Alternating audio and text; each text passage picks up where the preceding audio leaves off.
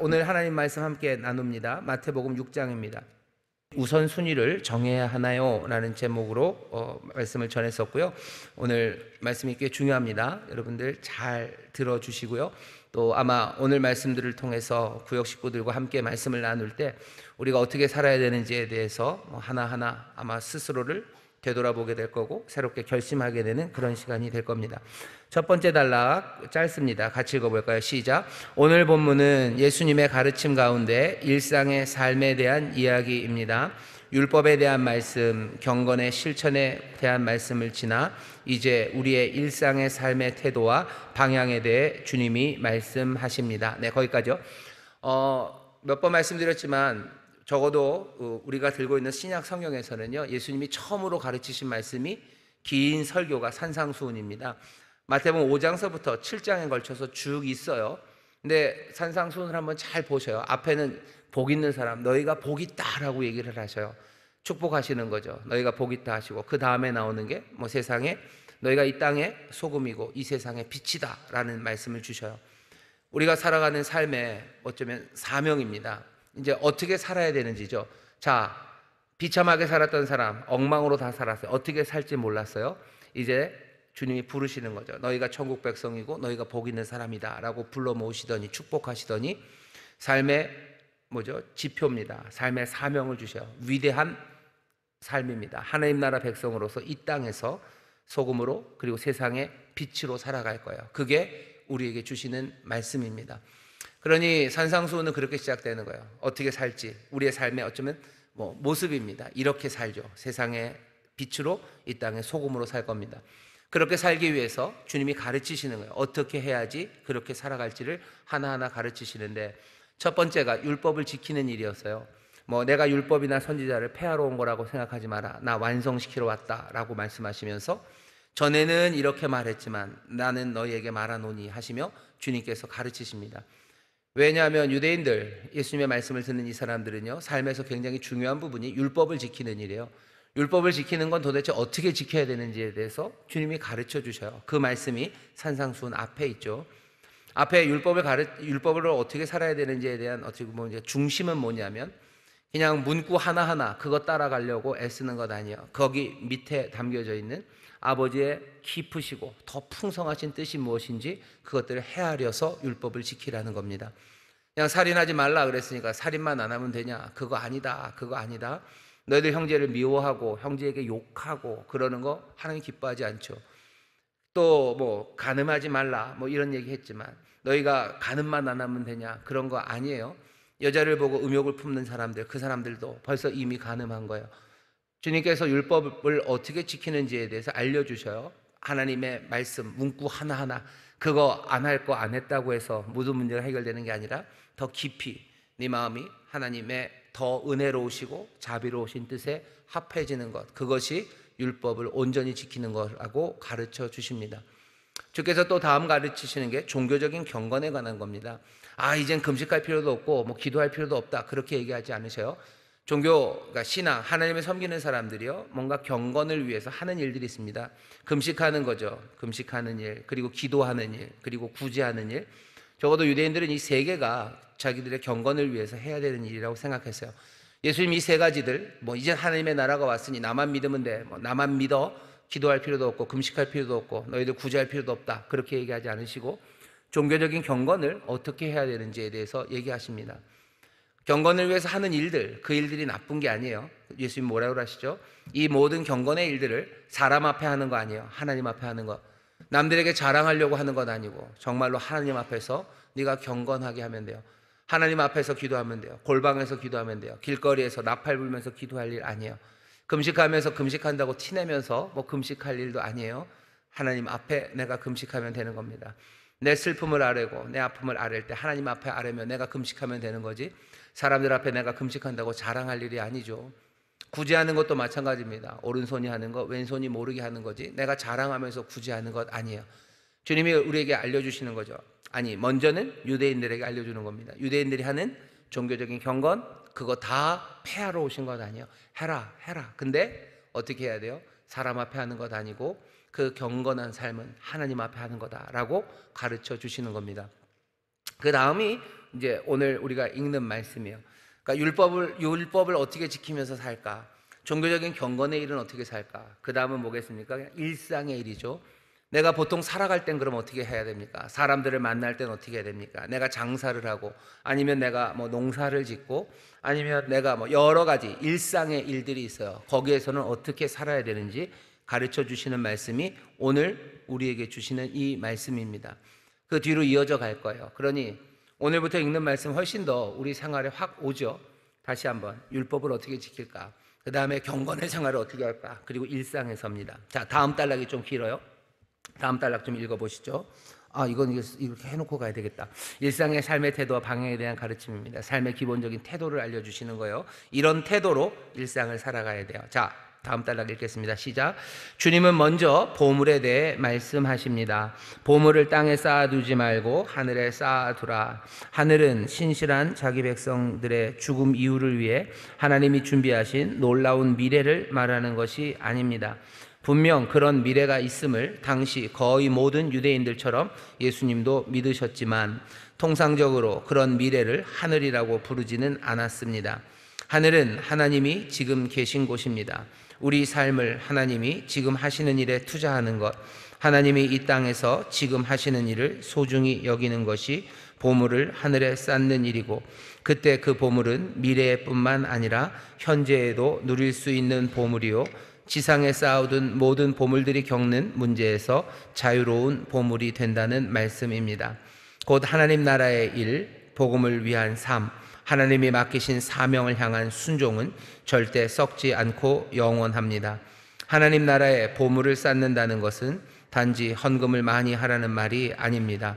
하나님의 일에 마음을 두는 것, 그분의 뜻을 이루기 위해 오늘도 살아가는 것, 그것이 곧 하늘의 보물을 쌓는 삶입니다. 아멘. 지금 우리가 읽은 단락 아래서 하나, 둘, 세 번째 줄, 거기 세 번째 줄만 다시 읽어볼까요? 아래서 세 번째입니다. 시작. 하나님 나라에 보물을 쌓는다는 것은 단지 헌금을 많이 하라는 말이 아닙니다. 네, 거기까지요. 이 말을 지워버리고 싶습니다. 농담입니다. 하늘에 보물을 쌓아두라고 얘기하셔요. 그게 지금 예수님이 일상을 살아가는 우리에게 주시는 말씀입니다. 하늘에, 땅에 말고 하늘에 보물을 쌓아두래요. 하늘에 보물을 쌓아두라는 얘기가 하늘에 뭔가 송금을 하라는 얘기처럼 들리기도 합니다. 왜냐하면 보물이라는 게 우리가 소중히 여기는 거, 우리가 소중히 여기는 건 돈이고, 돈을 어떻게 하늘로 붙여놓을까? 땅에 놔두면 잘만 하면 크게 불릴 수도 있어요.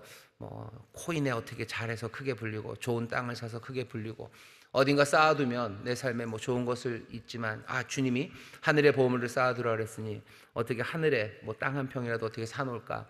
하늘에 계좌를 열고 거기에 내 돈을 좀 보낼 수 있을까? 보물을 쌓아두라는 말씀이 그러니 하늘에는 직접 안 가니까 결국 교회에 헌금하고 이렇게 하는 건가 보다라고 생각하시는 분들이 있는데, 그 생각도 나쁜 생각은 아닙니다. 한 줄이 될 거예요. 하나님이 하시는 일, 그리스도의 몸 된 교회, 또 복음을 증거하는 교회에 내가 물질을 드리는 것, 그것도 분명히 하늘에 보물을 쌓아두는 일은 맞습니다. 하지만 딱 그것만은 아니에요. 그거보다 훨씬 더 넓은 이야기고요. 교회 헌금을 열심히 한다는 것, 그 넓은 이야기들 중에 하나쯤이 될 겁니다.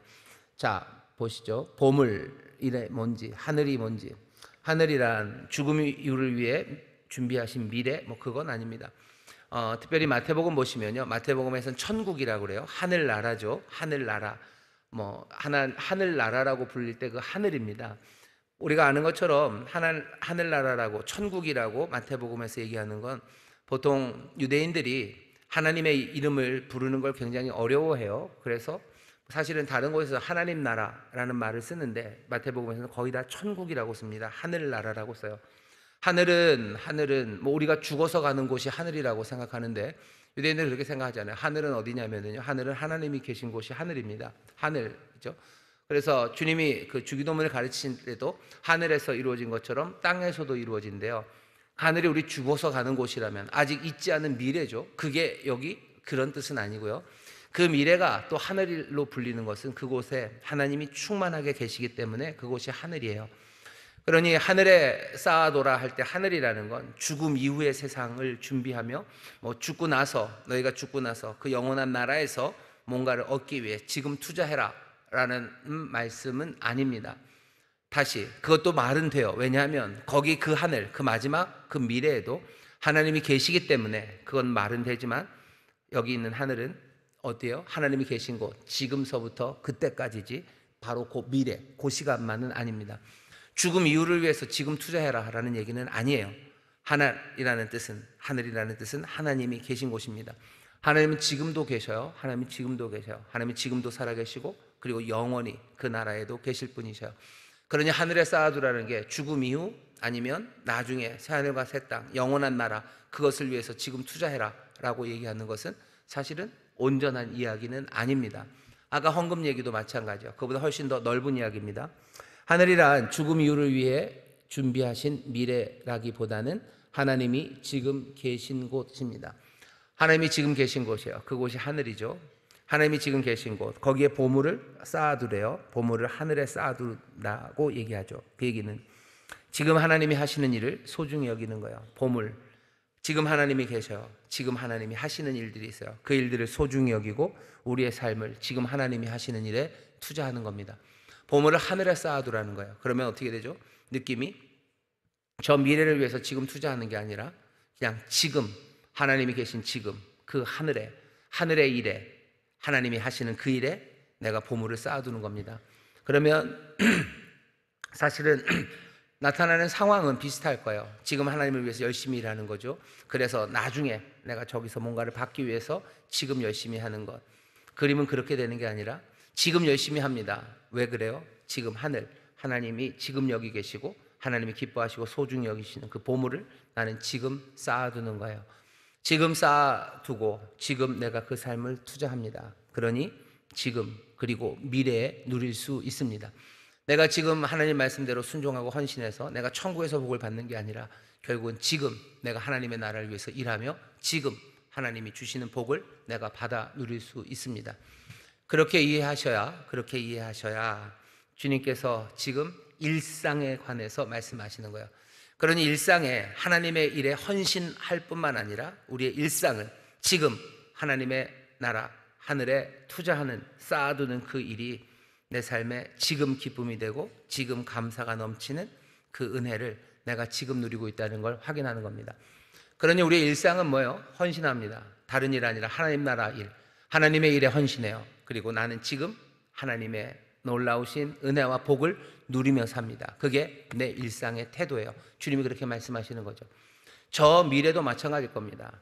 우리가 지금은 저 미래지만 그날에는 우리에게는 지금일 거예요. 어떻게 보면 우리는 항상 현재를 살죠. 현재를 살아요. 온다고 하면서도 한 번도 오지 않은 게 뭔지 아셔요? 미션 임파서블 데드 레코닝에 나오는 퀴즈 문제였습니다. 온다고 하지만 한 번도 오지 않는 건 내일이에요. 내일은 한 번도 오지 않아요. 내일은 늘 온다고 그러죠. 하지만 내일은 한 번도 온 적이 없어요. 온 건 항상 오늘이 오죠. 항상 오늘이 옵니다. 우리가 하나님 나라를 살아요. 하나님과 삽니다. 우리가 저 미래 새하늘과 새 땅에서도 주님과 살 거예요. 우리는 그 미래에 소망이 있죠. 하지만 우리가 거기에 갔을 때 그날은 그냥 오늘이에요.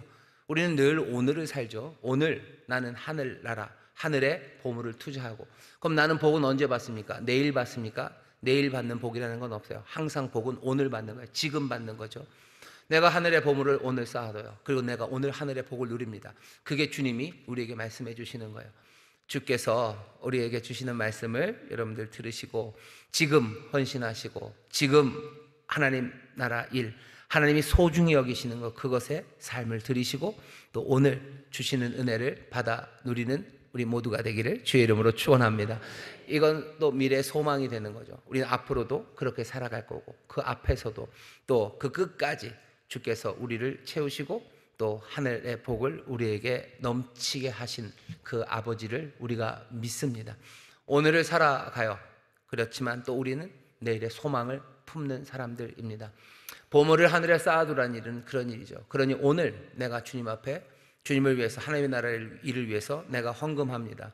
이 헌금은 나중에 나에게 무슨 몇 배가 돼서 돌아올 복이 아니라 분명히 그때도 내가 복을 누릴 겁니다. 하지만 내가 드리는 이 자리가 그리고 이 시간이 내게 주시는 하나님의 은혜의 시간이요, 하나님이 주시는 위로와 평강이 나에게 임합니다. 그러니 주님의 말씀에 잘 귀를 기울이셔. 우리가 일상을 어떻게 삽니까? 어떻게 살아요? 하늘의 보물을 쌓아두는 사람들처럼 살아요. 하늘의 보물을 쌓아두는 사람처럼 하나님이 기뻐하시고 소중히 여기시는 그 일에 내가 헌신하며 삽니다. 그 가운데 하늘의 복을 내가 누리며 살아갑니다. 그게 일상을 살아가는 태도예요. 날마다 하늘의 보물을 쌓아두는 여러분 되시기를 주의 이름으로 축원합니다. 날마다 하나님 기뻐하시는 일, 하나님 즐거워하시는 그 일에 여러분들도 기쁨으로 참여하시고 또 주시는 은혜, 그 감격이 넘쳐나시기를 주의 이름으로 축원합니다. 그러니까 이런 거죠. 주님이 기뻐하시는 일을 하기 위해서 내가 오늘 수고합니다. 일하는 거예요. 에르곤, 일하죠. 일하려면 내가 상처도 나고요. 그리고 또 땀도 나고 수고합니다. 내가 오늘 수고해요. 오늘 이렇게 이를 악물고 내가 수고하는 수고는 저 미래에 내가 복받기 위해서 하는 거다라는 생각, 그 생각 더하기.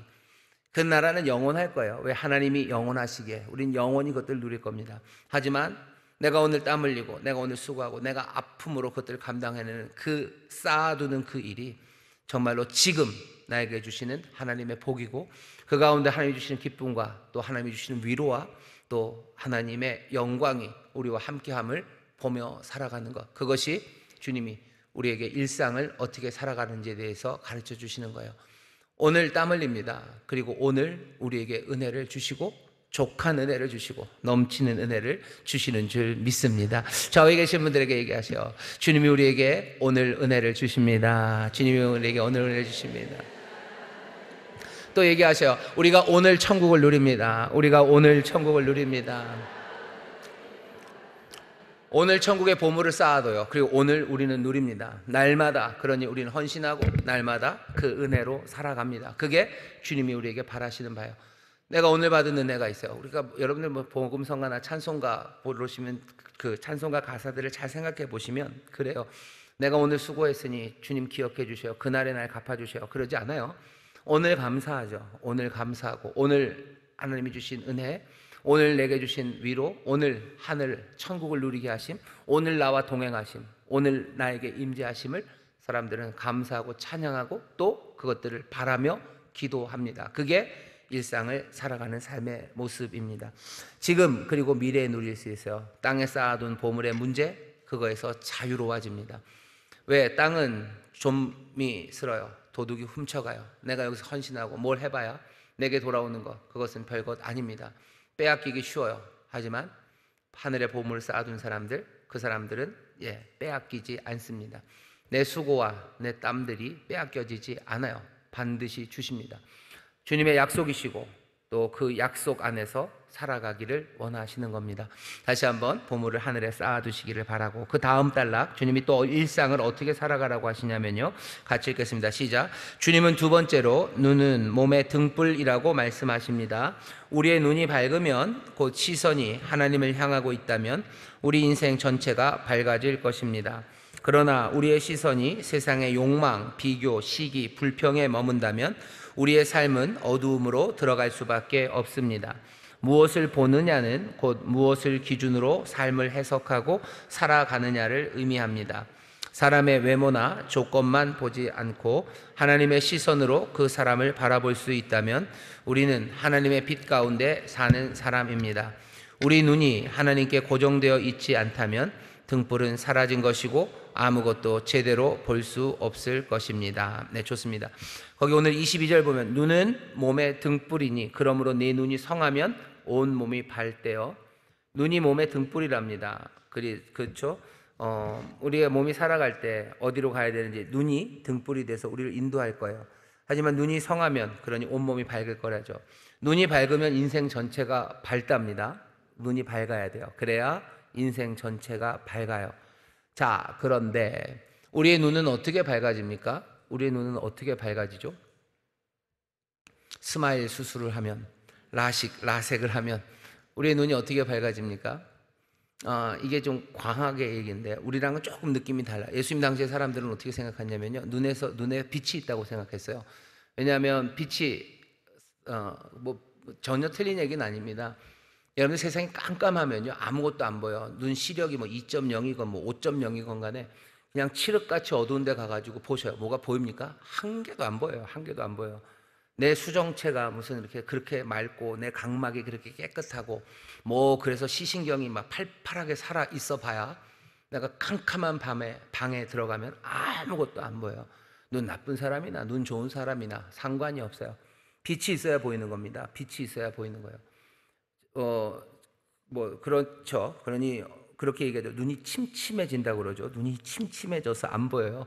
밝게 해도 잘 안 보이죠. 그건 이제 내 눈이 약해져서이지만 결국은 보기 위해서 필요한 건 빛입니다. 우리의 눈이 빛을 받아야 돼요. 사실은 빛을 받아야 보이는 거죠. 시선이 하나님을 향할 때 우리의 눈이 밝습니다. 왜 그렇습니까? 왜 그렇습니까? 하나님만이 참 빛이기 때문이에요.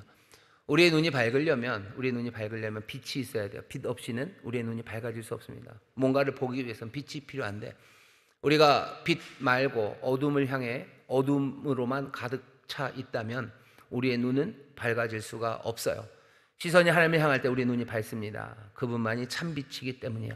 시선이 세상의 것들에 머물면 인생은 어둡습니다. 세상 것이 뭔데요? 아까 여기 있는 것처럼 세상의 무슨 욕망들, 사람들 비교하는 것들, 시기하는 것들, 불평하는 것들, 그것들만 보면 눈이 어두워져요. 그러니 제대로 보지 못합니다. 불평 가득한 세상, 그리고 불평하는 사람들만 봐요. 그러면 어떻게 되죠? 우리의 눈이 어두워져서요, 우리도 삐뚤어 갑니다.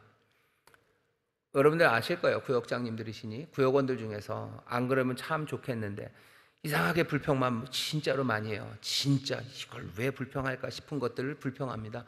근데 우리의 시선이 늘 그 불평하는 것을 향해 있으면 우리가 어떻게 삐뚤어져요. 구역원을 위해서 기도하고 또 그 어려움을 내가 돕고 그렇게 참되고 주님이 바라시는 대로 내가 걷고 행해야 되는데 맨 그것만 보니 싫죠.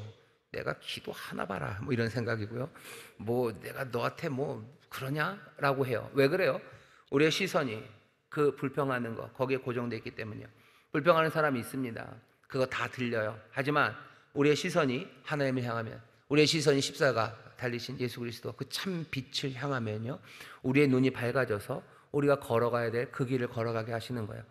사랑하며 살아가야 되죠. 그렇게 할지라도 주님이 하신 것처럼 그렇게 선을 베풀고 악을 선으로 이기며 나가게 되는 것. 왜 그렇습니까? 우리의 시선이 하나님을 바라볼 때, 주님 바라볼 때 우리의 눈이 밝아서 정말로 걸어가야 될 그 길을 걸어가는 겁니다. 눈은 몸의 등불이에요. 눈이 밝으면 인생 전체가 밝습니다. 제대로 살아갈 수 있습니다. 그러려면 어떻게 해야 돼요? 시선이 하나님을 향해야 돼요. 우리의 일상을 살아갑니다. 우리가 세상에서 살아가요. 세상에서 내 손이, 내 발이 거기서 허우적거리고 어떻게 해야 될지 모르는 여러 가지 바람이 불 겁니다. 하지만 눈이 밝다면 우리는 제대로 살아갈 수 있죠. 하지만 정말로 일상에서 눈 밝은 사람으로 살려면 어떻게 해야 돼요? 참 빛 대신 하나님께 우리의 시선을 향해야 됩니다. 주님 바라보셔야 돼요. 십자가 바라보셔야 돼요. 그래야 이 일상에서 제대로 살아갈 수 있습니다. 주님이 지금 아까 율법에 대해서 가르치셨죠. 종교적인 경건에 대해서 가르치셨죠. 그리고 일상에서 어떻게 살아야 되는지 가르치셨죠. 첫 번째가 뭐였어요? 보물을 하늘에 쌓아야 돼. 지금 하나님 기뻐하시고 하나님 소중히 하시는 일, 그 일에 네가 헌신하며 살아라. 그 일 위해서 너 살아라 라고 얘기하시는 거고, 두 번째는 뭐예요? 세상에서 제대로 살아가기 위해서는 눈 밝아야 될 텐데, 네 눈의 등불, 눈이 네 몸의 등불이니 눈 밝아야 될 텐데 너 눈 밝기 위해서 정말로 하나님 바라보고 살아라. 22절 보세요. 눈은 몸의 등불이다. 그러므로 내 눈이 성하면 온몸이 밝을 거다. 눈이 나쁘면 온몸이 어두울 거다. 그러므로 내게 있는 빛이 어두우면 그 어두움이 얼마나 하겠느냐. 내 빛이 어두우면, 내 눈이 어두우면 세상의 어둠은 더 심해질 겁니다. 나라도 왜? 처음에 그랬어요. 너희가 세상의 빛이라고 예수님 얘기하셨잖아요. 근데 너희가 어두워지면 어떻게 하겠냐. 너희가 하나님에게서 시선이 멀어져서 너희의 눈이 어두워지면 세상은 또 더 얼마나 어두워지겠느냐. 일상의 어두움이 있습니다. 하지만 우리가 눈이 밝아야 돼요.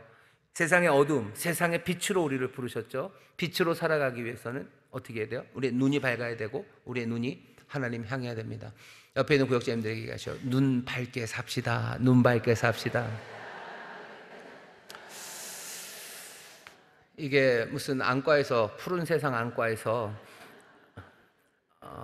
요즘도 푸른 세상 안과에 우리 교회 성도들 가면 좀 깎아주시나요? 아닌가요? 깎아준다고 원장님이 그랬었었는데 일단은 거기서 우리 눈을 밝게 해준다고들 얘기를 하시는데 그래서 책 잘 보시고 사람들 얼굴 잘 확인하시면 좋겠지만 정말 좋은 건, 정말 필요한 건 여기 주님이 말씀하시는 이 눈 밝음입니다. 눈이 밝은 사람들이 있어요. 어두운 세상에서도 정말로 참된 길을 찾는 사람들이 있어요. 이게 참 어렵습니다. 세상에 말도 안 되는 사람들, 진짜 이상한 사람들, 그 사람들이랑 같이 살아가다 보면요, 그리고 그 사람들만 바라보면 내 눈도 어두워져요. 그래서 내가 뭘 해야 될지, 참된 길, 주님 걸어가신 생명의 길, 그 길이 보이지 않아요. 그런 거 하나도 생각 안 나요. 보이는 건 뭐예요? 그냥 나도 나쁜 길 보이고요, 나도 못된 길 보이고, 그냥 삐뚤어진 길만 보여. 삐뚤어지게 살 거야, 뭐 이런 거죠. 나쁜 생각만 나고 나쁜 길만 보이고 그렇게 보입니다. 하지만 시선이 하나님을 향할 때, 십자가 그곳에서 우리에게 보이신 하나님의 그 영광의 빛을 우리가 보기 시작할 때 우리의 눈이 밝아지기 시작합니다. 눈 밝은 사람들이 있어야 돼요. 그래야 세상이 밝아지기 시작합니다. 눈 밝은 사람들, 정말로 눈이 밝아서 참된 길을 찾는 사람들, 그렇게 세상을 살라고 우리에게 말씀하시는 거예요. 시선이 세상의 것들에 머물면 인생은 어둡습니다. 아무것도 제대로 볼 수 없게 되겠죠. 그리고 제대로 보지 않고는 일상을 제대로 살 수 없습니다. 주님 우리에게 하시는 말씀이에요. 제대로 살아라. 눈 밝은 사람으로 살아라. 눈 밝게 살아라. 너희가 세상의 빛이다. 눈 밝으려면 빛이 있어야 돼요. 참빛 되시는 예수 그리스도, 주님만을 바라보며 정말로 밝은 눈으로 살아가야 할 줄 믿습니다. 세 번째, 주님이 또 우리에게 가르쳐 주시는 말씀이에요. 같이 읽겠습니다. 시작. 세 번째로 주님은 분명히 선언하십니다. 너희는 하나님과 재물을 겸하여 섬기지 못한다. 예수님은 재물을 맘몬이라는 우상의 이름으로, 단어로 표현하십니다. 재물을 신인 것처럼 일컫는 것입니다. 이것이 예수님이 말씀하려는 요점을 드러냅니다. 돈이 하나님인 양 말하고 명령합니다. 돈이 우리에게 이래라 저래라 하고 이리로 저리로 오고 가라고 합니다. 그것은 분명히 신의 자리에 앉은 우상입니다. 이럴 수 있는 분은 오직 하나님뿐이어야 하는데 말입니다. 하나님과 돈입니다. 예수님이 돈 얘기를 하셔요. 교회에서 무슨 돈 얘기를 하냐? 예수님이 돈 얘기를 하셔요. 그것도 한두 번 아니에요. 굉장히 많이 하셔요. 하나님과 돈입니다. 예수님이 여기서 말씀하시면서 그냥 돈, 동전 이렇게 얘기하지 않으시고요, 맘몬이라고 얘기했어요. 맘몬을 섬길 수 없어요. 너희를 위해 그렇죠. 도주인 섬길 수 없다 하면서 재물 얘기하실 때 그 재물이라는 단어를 맘몬이라고 씁니다. 맘몬은 우상이에요. 재물, 돈, 그런 우상입니다. 예수님이 돈이라는 말을 쓰지 않고 맘몬이라는 쓰는 이유가 있어요. 왜냐하면 돈을 우상으로 표현하시는 거예요. 돈은 뭔가 살아있는 것 같아요. 돈은 뭔가 신처럼 군림합니다. 어떤 방식으로 그러냐면요, 사람들이 돈을 대할 때 신을 대하듯 대합니다. 신을 대하듯 대해요. 신 앞에 무릎 꿇죠. 신 앞에 무릎 꿇고 신 앞에 모든 것을 헌신해요. 돈 벌기 위해서 내가 헌신합니다. 정말로 무시무시한 방식으로 하면 몰록에게 자기 자식을 바치던 그런 끔찍한 우상 숭배가 있었어요. 하지만 여기에서 멀지 않아요. 돈을 위해서요, 사람들이 자기 자식을 바칩니다. 자기 자식을 죽여요. 진짜로 피로 죽이는 게 아니죠. 그냥 방치하죠. 돈 벌려고, 내가 돈 더 많이 벌기 위해서 애들 잘 먹이지도 않아요. 어제 밤에 제가 집에 좀 늦게 갔는데 갑자기 눈에 황태 찢어 놓은 게 보이더라고요. 그래서 그거를 밥이랑 그냥 갑자기 고추장이랑 찍어서 먹고 싶다. 그래서 그거를 프라이팬에다 그냥 살짝 한 다음에 고추장을 한 숟갈 퍼와가지고 이렇게 찍어서 그 황태 찢은 거랑 밥이랑 해서 먹었어요. 먹으면서 옛날 생각이 나더라고요. 옛날에 학교에서 도시락 애들 같이 먹을 때 집에서 반찬 싸우면 쥐포 잘라온 애들이 많았어요. 쥐포랑 고추장. 좋았어요. 왜냐하면 애들 반찬 막 섞은 다음에 그 고추장 쓱 뺏어가지고 넣고 비벼 먹으면 맛있었으니까. 내가 가만히 생각해 보니까, 어제 봐보면서 생각해 보니까, 왜 이 집 엄마는 얘를 쥐포를 사줬을까? 쥐포가 맛있기는 해요. 근데 이 양반이 아마 반찬 해줄 시간이 없으셨을 것 같아요. 맛있는 반찬을 해서 애들 도시락 싸보내고 그럴 여유가 없으셨겠죠. 그러니 그냥 쥐포 구워가지고 잘라다가 거기다 넣고 고추장 푹 퍼서 옆에다 넣어서 주신 것 같아요. 우리는 맛있게 먹었지만 생각은 그랬구나 라는 생각이 듭니다. 그분들이 살았던 삶에, 그러니 사실은 안타까운 거죠. 자녀들에게 좋은 도시락 반찬 해주기 싫은 부모님이 어디 있겠어요. 근데 돈을 벌어야 돼요. 여러 가지 이유죠. 그냥 많은데 욕심을 내서 하는 거면 그건 좀 더 나쁘고, 정말로 일해야 되기 때문에 그렇게라도 해야 애한테 그래도 쥐포라도 잘라서 뭐 고추장이랑 도시락 싸 보낼 수 있기 때문에 그렇게 하신 분도 있겠지만, 우리가 살아가는 데 있어서 돈이라는 게 뭐 어마어마해가지고요, 자기 자식을 바치기도 합니다. 진짜 눈물나게 자기 자식을 바치는 사람도 있고, 어쩌면 돈에 취해서 자기 자식을 바치는 사람들도 있어요. 진짜 부자의 부자면서도 더 돈 벌기 위해서 정말로 자기 자식을 뭐 방치하는 사람들, 아니면 정말로 어쩔 수 없이 그 돈이라는 것이 두렵고 무서워서 내 자식을 바쳐야 되는 사람들. 사람들이 돈을 대할 때 신을 대하듯 합니다. 자기 자식을 바치, 모든 걸 내가 바쳐서라도 그것들을 얻어야 되고, 그 신의 은총을 내가 받아야 된다고 생각해요. 주님이 그래서 돈이라고 하지 않으시고 만몬이라고 부르신 것 같아요. 신이에요. 신처럼 사람들이 대합니다. 하지만 거짓 신이죠. 게다가 이 만몬은요, 신이 하듯 합니다. 여기 있는 것처럼 우리를 오라가라 해요. 네가 이거 해라, 하지 말아라 라는 걸 정해줘요. 그게 신이죠. 신이 하듯 합니다. 뭐 합리적인 일만 하는 건 아니에요. 때로는 알 수 없는 일도 시키죠. 할 수 없는 일도 하게 하죠. 헌신을 요구하죠. 네 마음을 요구하여 네 마음과 그리고 네 뜻과 네 모든 정성을 나에게 바치라고 만몬이 요구합니다. 마음을 바쳐요. 마음이라는 게 생각이죠. 우리가 이런저런 생각을 합니다. 생각이 많아요. 계획을 짜고 생각을 합니다.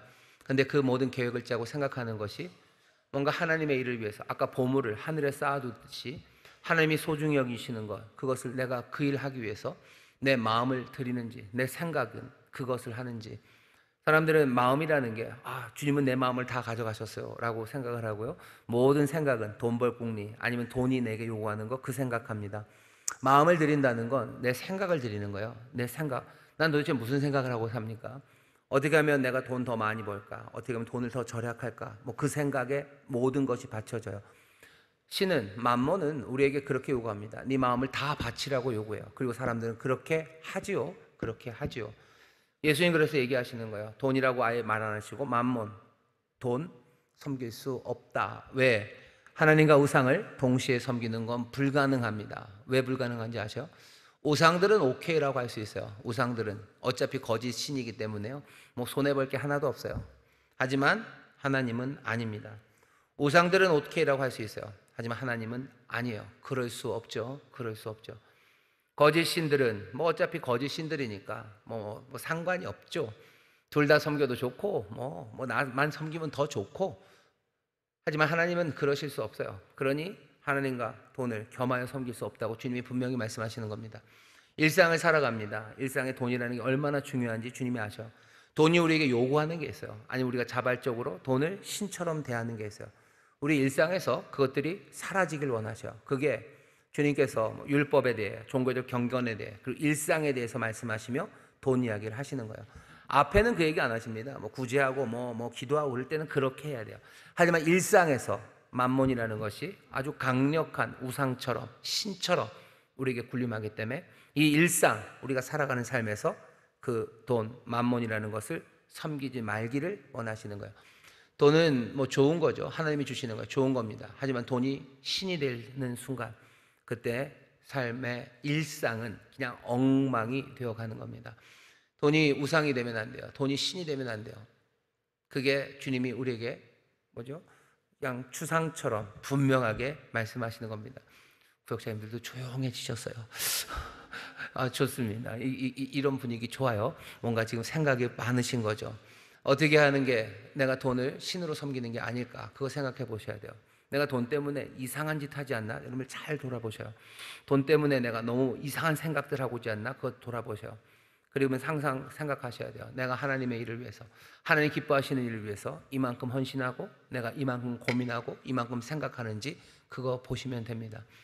그러면 세상에서 살아가는 동안에 돈 벌려고 생각할 일이 있는데, 생각하셔야 되죠. 생각하셔야 되죠. 그리고 또 뭐 계획도 세우셔야 돼요. 하지만 이것이 내가 정말로 하나님처럼 이 돈을 대하는지, 내 우상인지, 그건 분명히 생각하셔야 됩니다. 뭐 힌트 내지는 팁을 드리자면 조금은 가볍게 생각하시는 게 좋아요. 돈이 내 인생에서 가장 무거운 게 아닙니다. 하나님이 제일 무거워야 돼요. 카베드, 공경한다는 건 무겁다는 뜻입니다. 하나님이 제일 무겁지 내 인생에서 돈이 제일 무거운 게 아닙니다. 돈은 자꾸 내 인생에서 가장 무거운 것이 되고 싶어요. 하지만 그것이 우리를 먼저 망하게 하는 길입니다. 돈을 어떻게 하면 더 가볍게, 하나님과 비교할 수 없을 정도로 가볍게 여기는 것, 그것이 어쩌면 우상을 섬기는 것에서 벗어날 수 있는 일입니다. 돈을 가볍게 여기는 사람들이 되셔야 돼요. 큰일 났네. 어떻게 해야 되나, 어떻게 해야 되나. 두려우시고 떨리시죠? 그러니 하시는 말씀이요. 두려워하지 마시고 염려하지 마셔요. 우리 다음에 할 겁니다. 염려하지 말아라. 두려워하지 말아라. 그의 나라와 아버지의 나라, 아버지의 의를 구하라. 이 모든 것 주신다. 오늘 염려, 내일 그거 염려, 내일에 맡겨버려라. 이제 나올 거예요. 결국은 그 돈 얘기입니다. 먹는 것, 입는 것, 그렇죠? 내가 무엇을 먹을까, 무엇을 입을까, 다 그 돈 얘기예요. 주께서 일상에 대해서 우리에게 알려주십니다. 하나님과 돈 같이 섬길 수 없습니다. 마지막 단락 읽겠습니다. 시작. 우선순위를 정하는 문제는 많은 강연과 자기계발서에서 다뤄지는 주제입니다. 급한 일과 중요한 일을 구분하고 삶을 정리하며 우선순위를 관리하는 방식은 우리의 일상을 효율적으로 만드는 데 도움이 될 수 있습니다. 하지만 예수님께서는 오늘 본문을 통해 전혀 다른 시각을 제시하십니다. 우리가 스스로 결정한 하나님을 우선으로 섬기고 그 다음에 이것 그리고 그 다음에 저것을 챙기는 삶은 사실상 예수님이 가르치시는 하나님을 우선순위에 두는 삶이 아닙니다. 하나님이 1번이라면 2번, 3번은 우리가 정할 수 없습니다. 모든 것은 하나님께 맡기고 그분이 내 삶의 나머지를 인도하실 것을 믿고 따르는 것, 그것이 바로 천국 백성의 삶입니다. 보물을 하늘에 두십시오. 눈을 밝히고 하나님을 바라보십시오. 돈이 아니라 하나님만을 섬기십시오. 그렇게 살아갈 때 하나님은 우리를 통해 이 땅에 천국을 이루어 가실 것입니다. 네, 거기까지요. 사람들 우선순위 얘기합니다. 많이 들어보셨을 거예요. 정말로 중요한 일이 있고 급한 일이 있대요. 제일 먼저 해야 되는 건 제일 중요하고 급한 일이죠. 또 중요하지만 급하지 않은 일이 있대요. 또 어떤 건 급하지만 중요하지 않은 일이 있대요. 어떤 건 급하지도 않고 중요하지 않은 일이 있대요. 이런 카테고리로 자기의 삶의 우선순위, 정말 지금 뭘 해야 되는지를 정해보면 우리가 빈틈없이, 그렇죠? 손해 없이 우리가 제대로 질서 있게 삶을 살아갈 거라는 이야기들을 많이 듣습니다. 많이 듣습니다. 그런데 주님은 그런 식으로 얘기하지 않으시는 것 같아요. 일상을 효율적으로 관리하기 위해서 우선순위를 이렇게 저렇게 정해야 된다 하면서 그거를 정하라고 그러는데 주님은 아니에요. 하나님만이 one and only, 하나님만이에요. 하나님만입니다. 하나님이 1번이에요. 그럼 그 나머지는 내가 알아서 정하면 됩니까? 아니요. 그 나머지도 하나님이 정하실 거예요. 하나님이 나를 부르시고 하나님이 나에게 맡기신 일이 있습니다. 그건 나에게 어쩌면 중요하지도 내게 급하지도 않은 일일 수 있어요. 내게 하나도 중요하지 않은 일, 하지만 주가 나를 부르시면 난 어떻게 할 겁니까? 난 어떻게 할 거예요? 그건 내게 중요한 일 아닙니다. 그건 내게 급한 일도 아닙니다. 그러시나요? 아니, 하나님이 1번이라면 그 나머지도 하나님이 정하시는 겁니다. 예를 들면 어떤 사람 하나를 주님께서 어디 저 멀리 어느 나라로 부르셨어요. 그게 그 사람한테 중요합니까? 한 개도 안 중요해요. 그게 그 사람에게 그렇게 급합니까? 급하지도 않은 일이에요. 하지만 부르시는 그 일이 그에게는 가장 중요한 일이 되는 건 왜 그렇죠? 하나님이 정하셨기 때문에, 하나님이 부르셨기 때문이에요. 우리의 삶의 우선순위를 정해서 이렇게 질서 있게 살자고 얘기들을 하는데 그게 우리에게 주시는 하나님의 지혜는 아닙니다. 여전히 내가 컨트롤하겠다는 거죠. 내가 중요하게 생각하고 내가 급하다고 생각하는 것, 그것으로 내 인생을 디자인하고 그것으로 내 인생의 계획을 잡겠다는 거예요. 그건 결국은 그냥 내 뜻대로 살겠다는 거죠. 그냥 하나님은 그래도 우리는 예수님이 하나님이 1번이고 하나님이 1번에 두지 않았습니까? 그거는 그냥 말뿐이에요. 하나님이 1번이고 나머지는 내가 다 정합니까? 그건 하나님 뜻대로 살아가는 건 아닙니다. 우선순위, 이 제목이 그랬어요. 우선순위를 정해야 되나요? 아니요, 그렇진 않습니다. 그럼 아무 생각 없이 삽니까? 아니, 그것도 아니죠. 하나님을 1번에다 놓고 하나님의 정하시는 그 일들 따라 산다고 내가 붙잡아야 돼요. 그래야 내가 중요하다고 생각하고 내가 급하다고 생각하는 것이 아니라 하나님의 부르심과 또 하나님의 감동하심과 뜻 안에서 내 삶의 순서들이 정해지는 겁니다. 내가 정하는 것 아니에요. 우선순위 내가 정하는 거 아닙니다. 하나님이 정하는 겁니다. 그렇게 따지면 내 인생의 우선순위는 그냥 오직 하나뿐이에요. 하나님이 정하시는 거예요. 여러분들이 구역장 하는 일이 인생에서 그렇게 중요합니까? 구역장 하는 일이 그렇게 인생에서 급한 일입니까? 급한 일 많고 중요한 일 많죠. 그런데 왜 오늘 신방 가야 합니까? 오늘 왜 그 사람을 위해서 내가 눈물로 기도해야 됩니까? 하나님이 나를 부르시고 하나님이 나를 정하셨기 때문이에요. 인생의 우선순위를 우리가 정하는 거 아닙니다. 하나님, 오직 하나님만이 우리의 모든 것 되셔요. 그분이 내 인생을 이러다가 그러다가 내 인생 망치면 어떡합니까? 걱정하지 마셔. 주께서 정말로 지혜로우시고 우리를 사랑하시고 정말 우리의 모든 것을 아시는 분이셔요. 그분이 우리를 부르시고 약속하시고 또 우리와 함께 동행하십니다. 아무렇게나 살라는 말은 절대 아닙니다. 하지만 내가 내 인생의 우선순위를 내가 정할 수 있다는 생각, 그 생각은 버리셔야 돼요. 그래야 내 일상이, 내가 살아가는 그 삶이 정말로 주님과 동행하고 또 하나님의 뜻 안에서 아버지의 나라와 아버지의 의를 구하며 살아가는 삶이 되는 겁니다. 주께서 일상에 대해서 가르침을 주셔요. 주님은 우리 내 일상에 대해서 왜 아무 말씀도 없으십니까? 그럴 리가요. 성경 곳곳에서 우리가 오늘을 어떻게 살아야 되는지 분명하게 말씀하십니다. 오늘 이 말씀을 마음에 들으시고 단번에 삶이 그냥 쭉 정리되면 좋겠지만 그렇진 않을 겁니다. 듣고 또 고민하시고 기도하시고 또 격려하시고 또 다음에 또 듣고 또 한번 확인하시면서 정말로 주님이 바라시는 그런 귀한 삶, 천국 백성의 삶을 살아가게 될 줄 믿습니다. 아멘. 우리 한 걸음 내딛게 한번 읽기만 할까요? 시작. 지금 내 마음이 가장 귀하게 여기는 보물은 무엇입니까? 그 보물이 하늘에 속한 것입니까? 아니면 땅에 속한 것입니까? 하나님께서 보시기에 내가 마음을 두어야 할 것이 맞는지 진지하게 점검해 보십시오. 하늘에 두셔야 돼요. 땅에 두는 것, 내 보물이 땅에 두어지면 안 됩니다. 하나님 기뻐하시는 것, 또 하나님 원하시는 것, 그것이어야 됩니다. 두 번째 같이 읽어볼까요? 시작. 나는 일상에서 하나님만을 우선순위로 두며 살고 있습니까? 하나님 외에 내가 의지하거나 나도 모르게 섬기고 있는 또 다른 주인은 없는지 돌아보십시오. 내가 하나님을 먼저 구하기 위해 구체적으로 바꿔야 할 삶의 부분은 무엇인가요? 아멘. 내가 하나님 우선으로 살기 위해서 구체적으로 바꿔야 될 내 삶의 부분이 무엇인지 아마 꽤나 많이는 돈과 연관될 겁니다. 잘 생각하시고 주의 은혜 안에서 하나님 바라보셔요. 그래야지 눈이 밝아진다 그랬죠.